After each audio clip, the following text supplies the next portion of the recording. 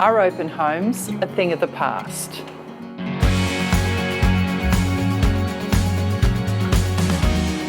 I'm Karen Jones, and as a seasoned real estate agent, I often get asked from people wanting to sell, are open homes really necessary? And what is an open home?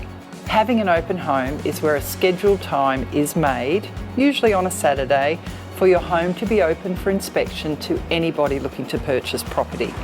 They usually run for 30 minutes and the agent facilitates the inspections. We ask that the owners not be present during the inspection. As much as you want to know what people think about your home, we need to create the freedom for potential buyers to give their honest feedback and for them to see themselves making the property their own. So what about your privacy? We do ask that owners lock away personal belongings. However, as an agent, we are there the entire time, taking down details of everyone who walks through the door and keeping an eye on your home as if it was our own. So, are open homes really necessary?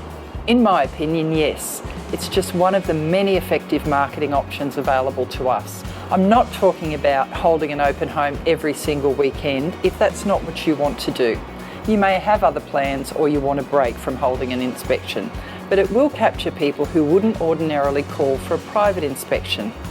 There have been so many occasions where people have attended an open home out of curiosity and end up purchasing it because they know straight away that this is the one for them.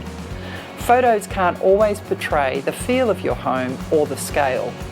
Holding an open home is one of the best ways to combat this obstacle.